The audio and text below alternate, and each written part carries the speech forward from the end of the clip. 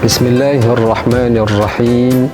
Muslimin muslimat yang dirahmati Allah sekalian, Allah Subhanahu wa taala mengurniakan kepada Nabi sallallahu alaihi wasallam di dalam surah Ad-Duha nikmat-nikmat yang berbentuk hissiyah yang boleh dilihat. Nabi pada asalnya anak yatim, lalu dikurniakan perlindungan kepada Nabi. Nabi pada asalnya tidak mempunyai harta, lalu dikayakan. Itu adalah nikmat hissiyah.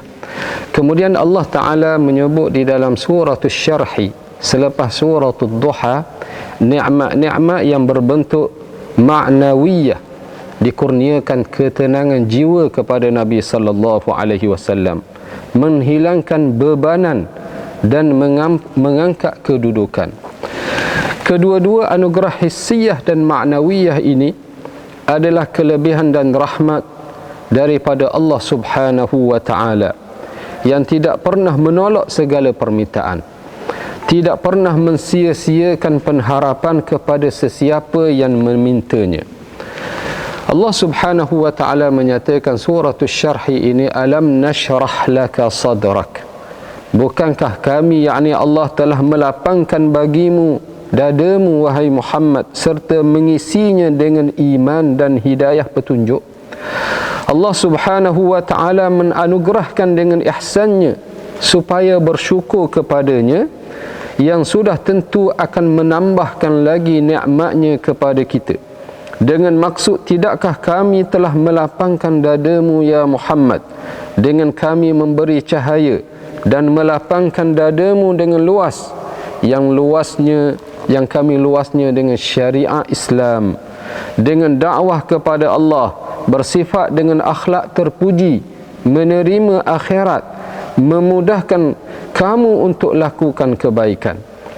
Masalah lapang dada ini diminta oleh Nabi Musa alaihissalam. Qala rabbi syrah li sadri, dalam surah Taha.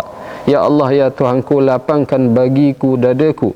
Tetapi Allah Ta'ala telah menganugerahkan asyarhu ini, lapang dada, kepada Nabi sallallahu alaihi wasallam. Kemudian Allah Ta'ala nyatakan anugerah berikutnya, wa wada'na 'anka wizrak alladhi anqadha dhahrak, dan kami telah ringankan daripadamu bebanmu dalam berdakwah, yang memberati tanggunganmu dengan memberikan berbagai kemudahan dalam melaksanakannya. Allah Subhanahu wa ta'ala selalu memberi galakan kepada Nabi sallallahu alaihi wasallam, dan satu janji selepas daripada itu ialah wa rafa'na laka dhikrak, dan kami telah meninggikan bagimu sebutan namamu, dengan mengurniakan pangkat Nabi dan pelbagai kemuliaan. Ad-Dhahhak, dia meriwayatkan daripada Ibn Abbas radhiyallahu anhuma yang berkata, tidak disebut namaku, iaitu nama Allah, kecuali namamu disebut bersama namaku, sama ada dalam azan, dalam iqamah, dalam tasyahud, hari Jumaat di atas mimbar, hari Aidul Fitri, Aidul Adha, hari Tasyrik, hari Arafah, dekat dengan jamarat di Bukit Safa dan Marwah, dan banyak lagi tempat yang disebut nama Allah Subhanahu wa taala, bersama-samanya disebut nama Rasulullah sallallahu alaihi wasallam. Berikutnya Allah Taala nyatakan, fa inna ma'al usri yusra, inna ma'al usri yusra, sesungguhnya bersama kesusahan ada kesenangan, sesungguhnya bersama kesusahan ada kesenangan. Al-usr disebut dalam bentuk ma'rifah, ada alif lam, dengan maksud satu jenis kesusahan saja walaupun berulang dua kali. Yusra disebut dalam bentuk nakirah, dia adalah kesenangan yang berbeza.